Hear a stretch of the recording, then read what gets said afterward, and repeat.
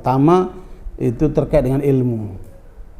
Jadi ilmu ini kalau didefinisikan itu kunhu syai', hakikatu syai', rahasia dari segala sesuatu. Yang ilmu itu kalau kemudian melihat dari lawannya kebodohan, baru akan semakin jelas makna ilmu itu. Ya, jadi ilmu ada dua ilmu itu, ilmu yang bersumber dari Allah dan itulah kebenaran mutlak. Sementara yang kedua ilmu yang bersumber dari manusia, kebenaran yang bersifat nisbi. Makanya di dalam surat Yunus ayat ke-32 Allah katakan, fadzalikumullahu rabbukumul haqq famada ba'dal haqqi illa dhalal fa anna tusrafun. Dialah Allah Tuhanmu yang maha benar, daripadanya lah segala kebenaran itu. Siapa yang tidak berada di atas kebenaran yang datang dari Allah, maka orang itu berada di atas kesesatan.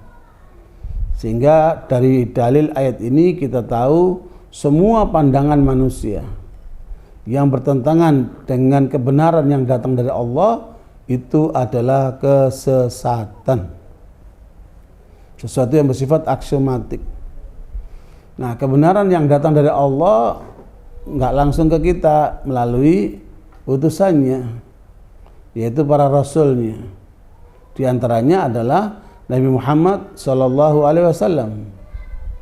Sehingga Allah mengatakan dalam surat An-Nisa 113, wa anzalallahu alaikal kitaba wal hikmata wa 'allamaka ma lam takun ta'lam wa kana fadlullahi 'alaika 'azima.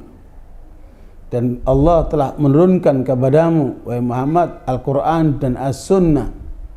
Jadi kalau Alkitab bergandengan dengan Al-Hikmah, maka Alkitab bermakna As-Sunnah. Ya, sementara kalau Al-Hikmah itu berdiri sendiri, maka bermaksud adalah Al-Quran dan Sunnah.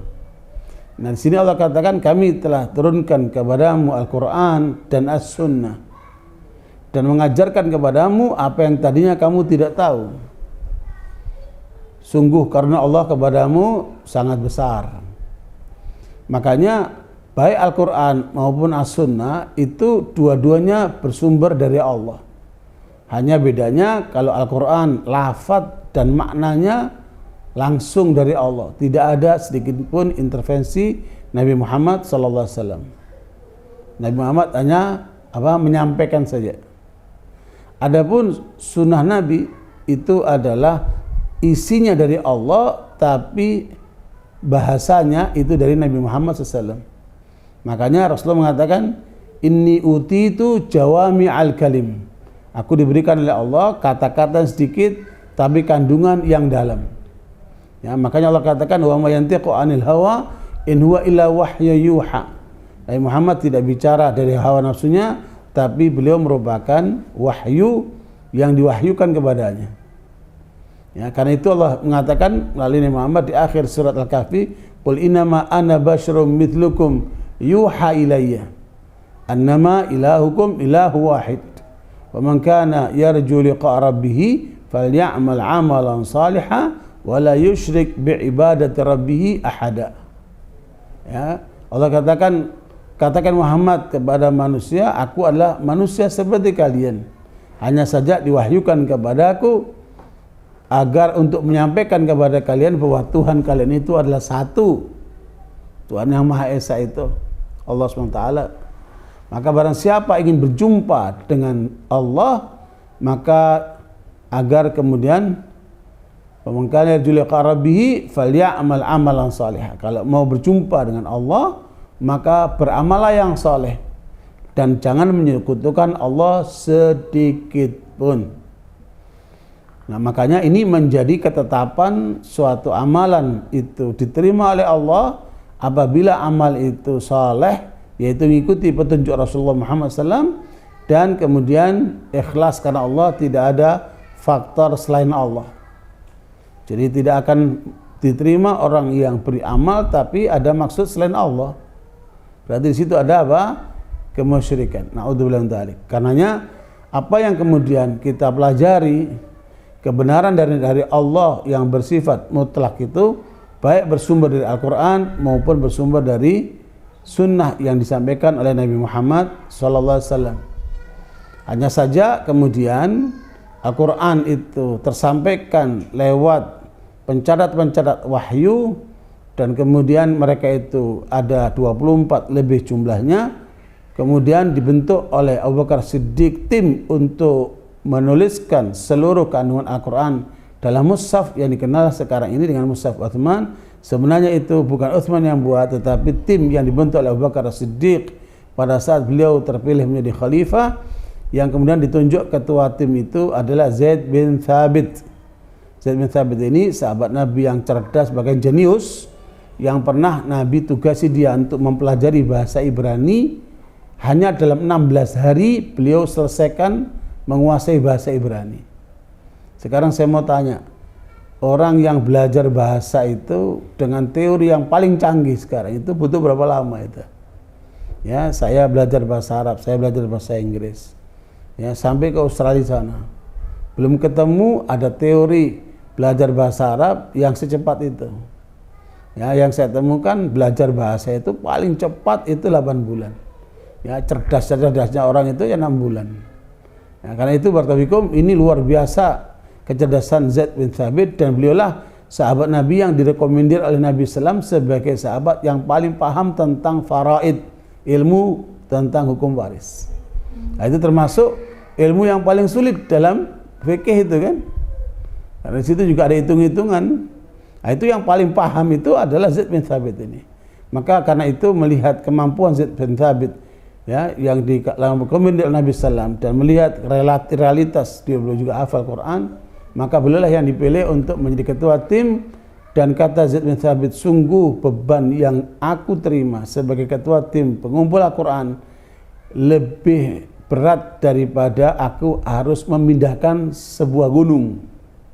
Jadi kalau aku disuruh untuk memindahkan gunung, itu lebih mudah bagiku daripada harus menjadi ketua tim pengumpul Al-Quran. Tapi kemudian tugas itu dilaksanakan dengan baik sampai terjadilah mushaf yang sekarang ada di tangan kita. Kemudian mushaf ini diperbanyak pada masa Utsman bin Affan radhiyallahu anhu atas usulan Abu Dzar Al-Ghifari, karena masalahnya umat sudah banyak berselisih sehingga masing-masing wilayah perlu memiliki mushaf Al-Quran, sehingga kemudian dinasaklah di mushaf tadi itu di tangan Hafsah radhiyallahu anha, kemudian diminta untuk kemudian digandakan dan dibagikan kepada wilayah-wilayah itu, dan sampai ke tangan kita itu. Jadi itu secara mutawatir itu sudah tidak diragukan.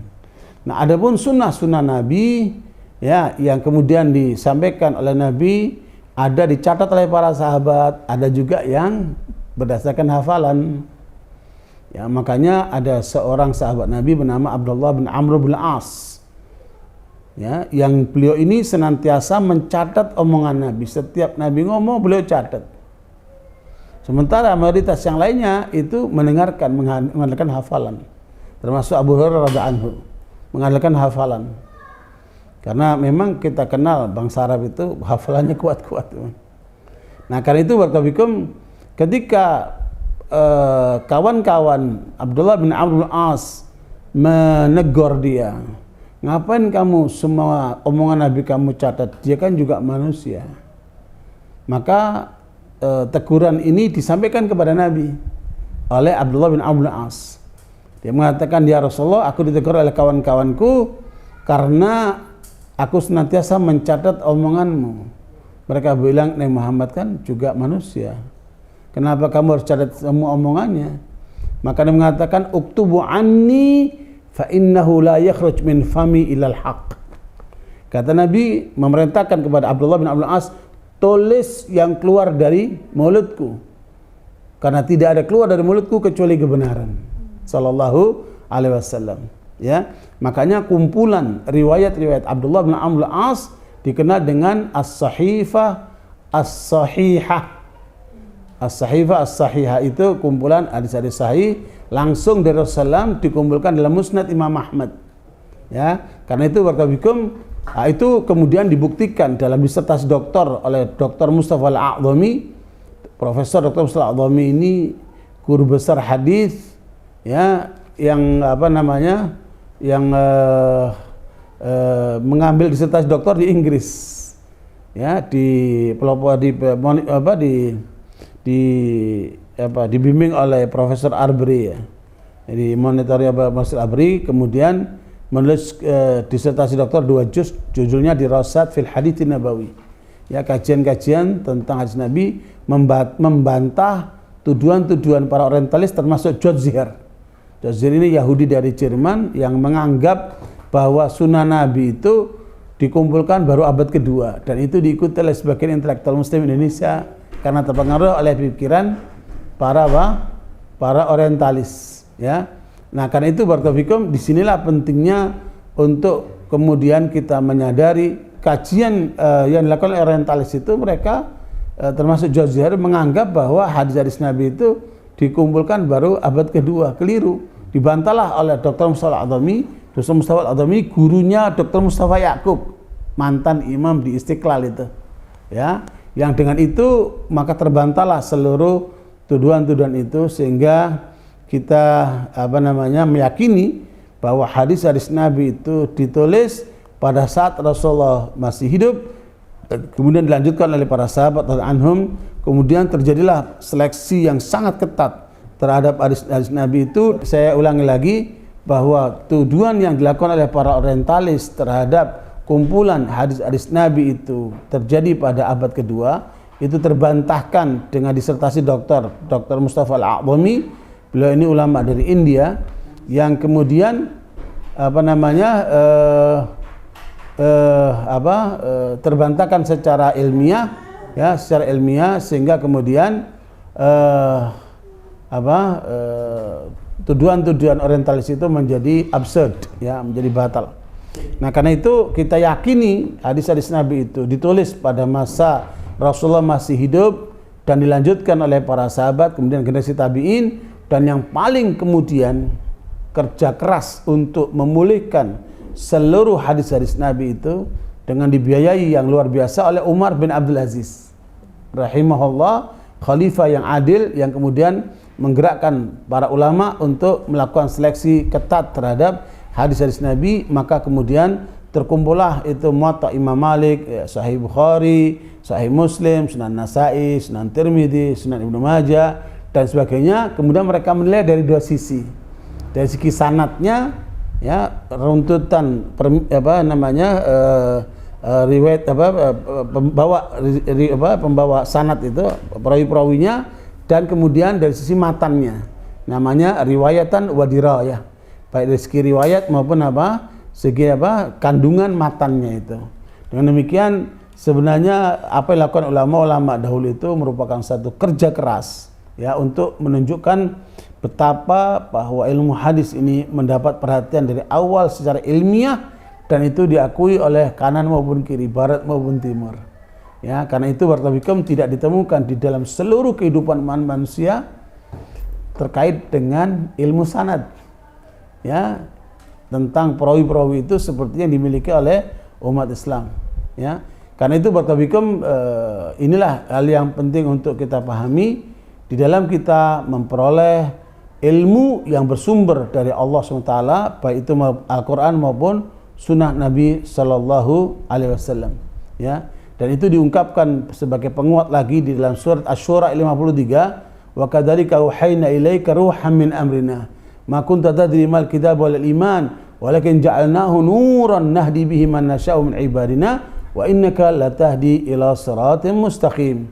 Jadi kami telah wahyukan kepadamu Al-Quran, ya, dan mengajarkan kepadamu yang tadinya kamu tidak tahu apa itu iman, apa itu Alkitab, tapi Allah lah yang akan memberikan ilmu itu kepadamu, sehingga kamu ajarkan kepada manusia, sehingga manusia menjadi mengerti apa arti kebenaran itu.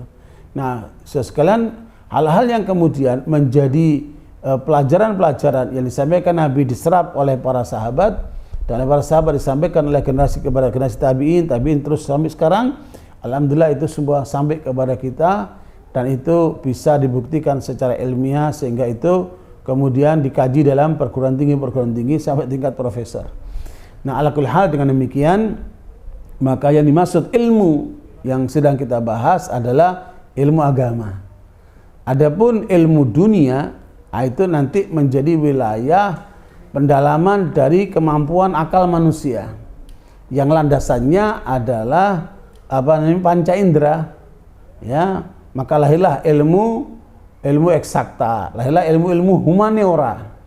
Ya, ilmu eksakta atau ilmu humaniora itu terkait dengan karya-karya manusia di dalam mengembangkan keilmuannya, ya, yang kemudian itu landasannya adalah kemampuan akal dan pengamatan serta lapangan dengan berbagai macam teori yang mereka lakukan, sehingga lahirlah berbagai macam jenis ilmu itu. Ketika mereka mendalami ilmu bumi, mereka melahirkan namanya ilmu geologi. Ketika mereka mendalami ilmu tentang tumbuh-tumbuhan, mereka menemukan namanya ilmu biologi. Ketika mendalami ilmu tentang kesehatan, mereka temukan namanya kedokteran. Ketika mereka menemukan tentang ilmu langit, bumi, tata surya, mereka menemukan ilmu astronomi. Ya, begitulah seterusnya. Ketika mereka mendalami tentang binatang, menjadi ilmu zoologi. Begitulah ketika mereka mendalami ilmu lautan, kemudian menjadi oceanologi dan seterusnya. Nah, sementara dalam sisi lain, manusia mengembangkan ilmunya melalui pengamatan dan kemudian pendalaman, saya melakukan teori-teori dalam ilmu, apakah itu ilmu sejarah, ya, apakah ilmu sosiologi, apakah ilmu ekonomi, apakah ilmu politik, ya, atau ilmu-ilmu yang lainnya, yang itu terus berkembang sesuai dengan perkembangan umat manusia. Nah, dengan demikian, dan kalau kita lihat peradaban umat Islam terhadap ilmu itu luar biasa. Ya, justru pelopor keilmuan ini sebenarnya umat Islam, tapi kemudian setelah kejatuhan umat Islam di Spanyol tahun 1492, umat Islam kemudian dibantai di sana dengan 50 cara pembantaian namanya inkuisisi, dan kemudian setelah itu umat Islam dijajah hampir seluruh dunia, termasuk negeri kita. Ya, tahun 1511 turunlah itu Portugis, ya, untuk menjajah Malaka dan seterusnya. Nah, karena itu sekalian, kemudian ilmu yang sudah dibangun oleh umat Islam itu diambil oleh Barat, dikembangkan oleh Barat. Jadilah pengetahuan-pengetahuan yang hari ini menjadi yang luar biasa. Itu tidak lain juga merupakan peran dari sumbangsi umat Islam. Makanya Dr. Siegfried Hanke, seorang penulis dari Jerman, menulis bagaimana Islam telah mencerahkan Barat, ya, dengan peradabannya, dan itu tidak bisa dipungkiri. Ya, tinggal bagaimana kemudian kita sebagai umat Islam jangan sampai ketinggalan di dalam masalah keilmuan, ya, baik itu ilmu syar'i ataupun ilmu duniawi, ya. Nah, barakallahu sekalian, ini yang kemudian kita lebih dalami lagi, ya, pada sisi ilmu syar'inya ini. Kemudian tidak boleh ketinggalan juga dari segi ilmu duniawi, baik dari sisi humaniora maupun ilmu-ilmu eksakta yang lainnya tadi itu. Namanya applied science, ya. Karena itu barakallahu disinilah pentingnya wawasan kita terus kita kuatkan, sebab di dalam Sahih Ibn Hibban Nabi membagi orang berilmu menjadi 4. Ya, dalam Sahih Ibn Hibban dengan sanad yang sahih, Nabi membagi orang berilmu itu menjadi 4. Yang pertama, orang itu berilmu tentang ilmu agama sehingga selamat akhiratnya, tetapi dia juga menguasai ilmu dunia sehingga sukses dunianya. Kalau bahasa hadis itu muwassa'un fid dunya muwassa'un fil akhirah, sukses dunianya, sukses akhiratnya. Barangkali kita semuanya berharap bisa mencapai tingkatan ini. Inilah yang kemudian terkenal diungkap oleh Pak Habibie, imtak dan iptek. Ya, itulah yang kemudian menjadi temuan Pak Habibie, imtak dan iptek. Hanya saja terakhir Habibie sebelum wafat memberikan kuliah di Mesir di hadapan para mahasiswa di Al-Azhar, beliau bertanya kepada dirinya, kalau saya ditanya sama Tuhan, apa yang kamu lebih utamakan wahai Habibie, imtak atau iptek? Maka akan saya jawab imtak, ya Allah. Ya, karena imtak untuk keselamatan akhiratku, sementara iptek itu adalah untuk kesejahteraan duniaku. Ya, dan tentunya kita berharap bisa mencapai dua-duanya, karena ini adalah prioritas pertama yang Allah Rasulullah SAW sebutkan. Ya, sukses dunia dengan menguasai ilmu, sukses akhirat juga harus dengan ilmu. Makanya kata Imam Syafi'i rahimahullah, man arada dunya fa'alaihi bil ilm, wa man arada al-akhirah fa'alaihi bil ilm, wa man aradahuma fa'alaihi bil ilm. Ya, kata Imam Syafi'i, siapa yang ingin menguasai dunia harus dia kuasai ilmu. Siapa yang ingin menguasai akhirat harus dia berilmu. Siapa yang ingin menguasai dua-duanya harus dia berilmu. Subhanallah. Makanya harapan kita generasi umat ke depan untuk kita tekankan dari dua sisi ini sehingga sukses duniawi, sukses akhirawi. Adapun ilmu yang kedua, kata Rasulullah adalah orang yang dikasih oleh Allah ilmu agama sehingga sukses akhiratnya, tapi tidak dikasih ilmu dunia. Karena dia nggak sempat belajar ilmu dunia. Fokus mendalami kitab-kitab ini, kitab itu, ribuan bahkan ratusan ribu bahkan jutaan kitab, ya, sehingga tidak punya kesempatan untuk menggali ilmu dunia. Ya, orang seperti ini dia selamat akhiratnya tapi gagal dunianya. Ya, mungkin hanya pas-pasan atau serba cukup lah. Ya. Tetapi kemudian orang berilmu yang kedua ini berdoa kepada Allah. Ya Allah, kalau Engkau berikan kepadaku ilmu dunia seperti yang pertama, aku akan gunakan di jalan-Mu ya Allah. Kata Rasulullah, dengan harapannya itu Allah berikan pahalanya sama dengan yang pertama. Subhanallah. Nah, ini keutamaan orang apa? Orang berilmu seperti itu. Tapi kalau kita disuruh milih yang mana? Akan milih yang pertama tentunya. Tapi kenyataan banyak ulama jenis yang kedua. Kenapa? Mereka tidak sempat untuk menggali ilmu dunia seperti yang pertama. Nah, ala kulli hal masih selamatlah yang kedua itu. Adapun yang ketiga adalah orang yang dikasih ilmu dunia tapi tidak dikasih ilmu agama. Dan kalau kita perhatikan mayoritas orang kaya, mayoritas orang berilmu duniawi jenis yang ketiga ini tidak sedikit jumlahnya. Ya, makanya mereka harus kita berikan sentuhan-sentuhan lewat dakwah betapa pentingnya arti agama seperti yang kemudian diakui oleh oleh Habibie itu, bahwa imtak lebih penting daripada ibtak. Ya, dan itulah yang kemudian menjadi panduan kita ke depan. Ya. Nah, kelompok yang ketiga ini sukses dunianya tapi gagal akhiratnya. Ya, dia sukses akhiratnya, gagal akhiratnya sukses dunianya, gagal akhiratnya. Ini kelompok yang ketiga. Sementara kelompok yang keempat itu lebih parah lagi. Masyarakat ya yang tidak memperhatikan ilmu sehingga dia nggak punya ilmu agama juga nggak punya ilmu dunia. Gagal dunia, gagal akhirat. Ya, orang-orang seperti ini kasihan sekali. Makanya kita perlu merangkul mereka untuk menyadarkan betapa arti penting ilmu agama sekaligus juga ilmu dunia supaya mereka sukses keduanya. Nah, karena itu barakallahu ini sebagai satu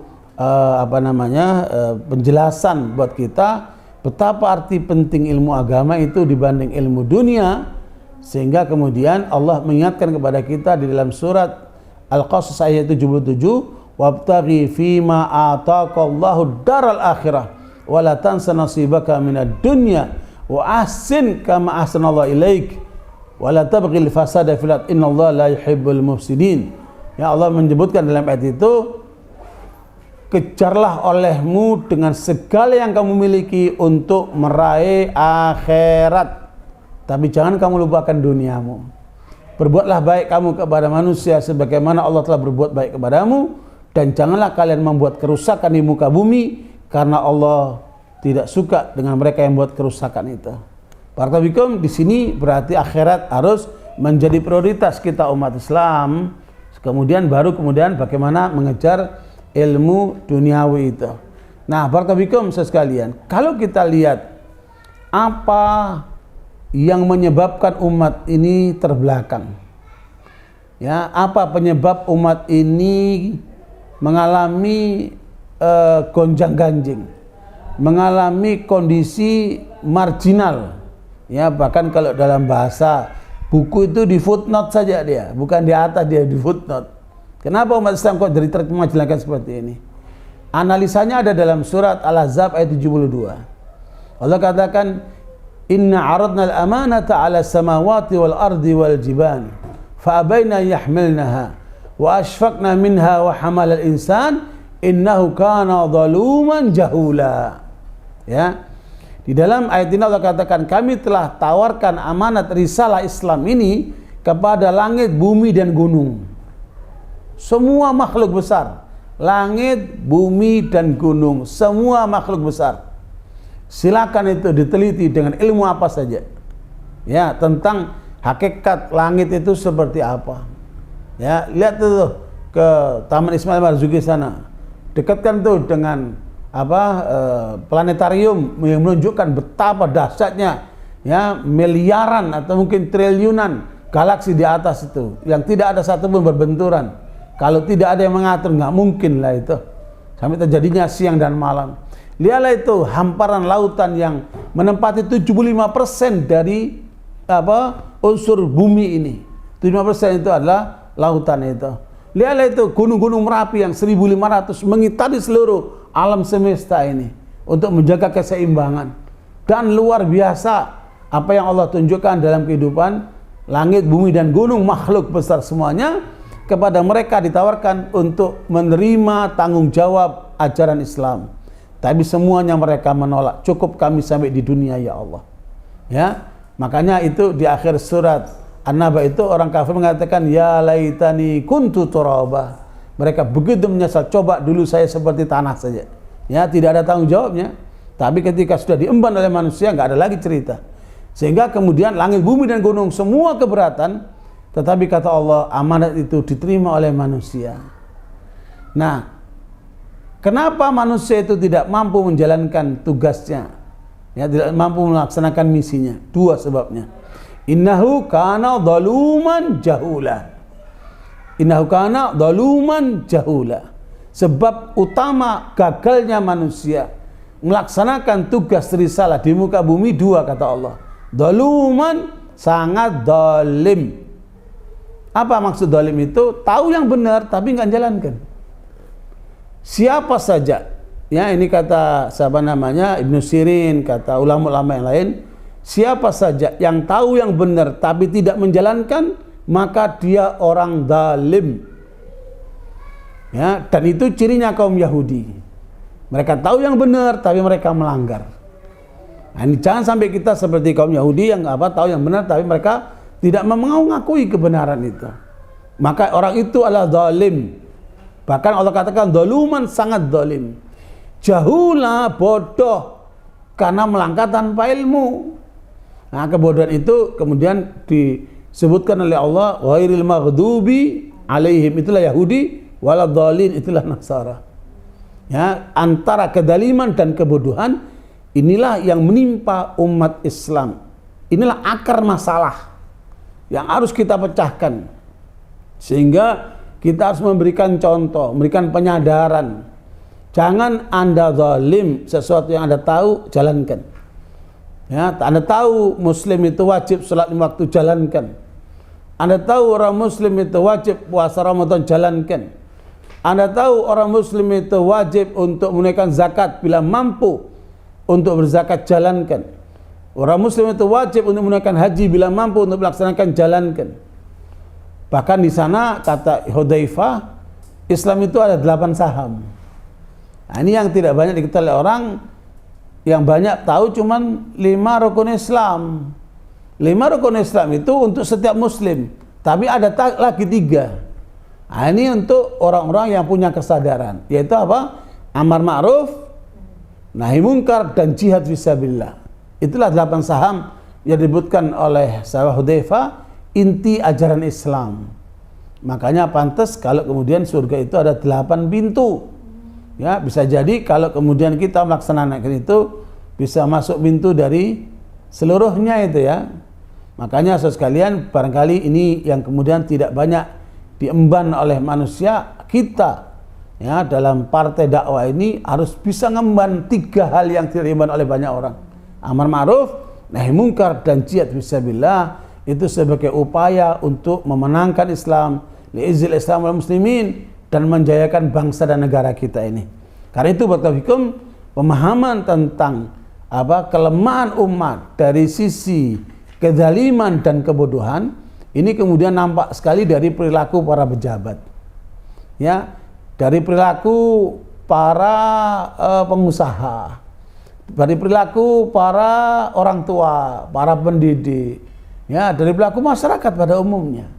Coba perhatikan, 2 titik kelemahan ini luar biasa. Ya, kedoliman suami kepada istri, kedoliman istri kepada suaminya, kedoliman orang tua kepada anaknya, kedoliman anak kepada orang tuanya, ya, kedoliman guru kepada muridnya atau sebaliknya, kedoliman murid kepada gurunya, kedoliman pemimpin kepada rakyatnya, bahkan kemudian kedoliman rakyat kepada pemimpinnya. Semua terjadi dalam kehidupan kita ini. Kita tidak bisa menyalahkan satu persatu. Yang seringkali kita itu suka nuduh-nuduh saja. Menuduh dengan tangan kita ke sana kemari, tapi kemudian sebenarnya ada di kita juga. Ya, bagaimana kita akan menyelesaikan masalah yang ada di tengah masyarakat, tengah umat, kalau kemudian kita sendiri mengidap penyakit itu? Makanya kebodohan diri kita inilah yang harus kita singkirkan dulu dengan ilmu. Sebab orang bodoh itu akan mengalami 4. Ya, akan terjadi pembodohan, dia kebawa kepada arus itu. Sistemik dia. Kebodohan yang sistemik. Yang kemudian yang kedua, dia terbawa karena kebodohan itu menjadi masa bodoh dia. Jadi dia bodoh, kemudian dia dibodohkan. Yang ketiga dia masa bodoh. Yang keempat bodoh sok pinter. Hancur orang seperti itu. Nah, di tengah masyarakat tidak sedikit jenis orang seperti ini yang tentunya harus kita ingatkan, kita sadarkan, kita perbaiki, kita dakwain, kita luruskan. Mudah-mudahan dengan itu kesadaran untuk memegang ilmu yang benar itu betul-betul bisa kita harapkan. Nah, kemudian sekalian, kedaliman itu sendiri ada 3. Ya, kalau kebodohan tadi ada 4 ya. Kebodohan, pembodohan, masa bodoh, dan bodoh sok pintar. Adapun kedaliman itu ada 3. Zalim kepada Allah berarti tidak menunaikan hak Allah. Dia sepertinya abai sebagai hamba Allah. Ya, yang kemudian yang kedua adalah zalim kepada manusia. Apakah dia sebagai pemimpin, apakah dia sebagai rakyat, apakah dia sebagai suami, apakah dia sebagai istri, ataukah sebagai anak. Nah, makanya jangan sampai kita masuk ke dalam kedaliman ini.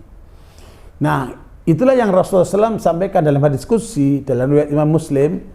Allah menyampaikan, ya ibadi inni haramtu dzulma ala nafsi faja'atuhu muharraman alaikum fala tadzalamu. Kata Allah dalam hadis qudsi itu, wahai hamba-hambaku, aku haramkan kedaliman bagi diriku, dan karena itu aku haramkan buat kalian untuk berbuat zalim. Maka jangan saling mendalimi. Subhanallah. Inilah ajaran Islam yang harus kita bawa. Hakikat Islam itu adalah keadilan. Ya, hakikat Islam itu adalah keadilan yang harus kita tegakkan. Ya, karena itu barakallahu disinilah yang kemudian kita bawa dalam kehidupan nanti secara nyata. Ya, dalam kehidupan berpolitik dan sebagainya. Ya, kita selalu menyerukan kepada keadilan. Itu batas minimal. Di dalam surat An-Nahl ayat 90, Allah bahkan melebihkan daripada arti keadilan. Innallaha ya'muru bil adli wal ihsan. Ya, bagaimana kita menegakkan keadilan sekaligus menegakkan ihsan. Ihsan itu sudah di atas keadilan. Jadi melampaui batas keadilan. Ya, karenanya barakallahu inilah ajaran Islam yang harus kita bawa ya untuk menegakkan keadilan dan sekaligus menegakkan keilmuan itu. Nah, kemudian yang ketiga, zalim kepada diri sendiri. Ya, ketika seorang itu merokok, dia sebenarnya telah zalim kepada dirinya sendiri sebelum dia zalim kepada orang lain. Ketika orang itu berzina, dia telah menzalimi dirinya sendiri. Ketika dia menenggak narkoba, dia telah menzalimi dirinya sendiri. Ketika dia korupsi, dia telah menzalimi dirinya sendiri. Semua kejahatan orang itu akan kembali kepada dirinya sendiri. In ahsantum ahsantum li anfusikum wa in asatum falaha. Kalau kamu berbuat baik, maka kamu akan memperoleh kebaikan itu. Tapi kalau kamu berbuat buruk, kamu akan menanggungnya dirimu sendiri.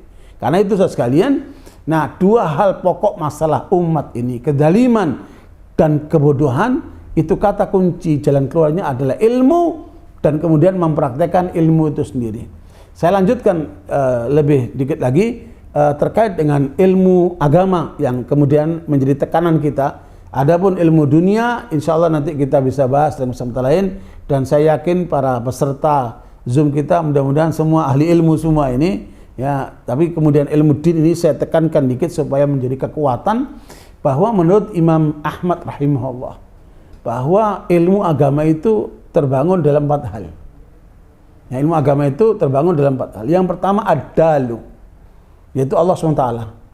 Ya, inilah pelajaran-pelajaran tauhid.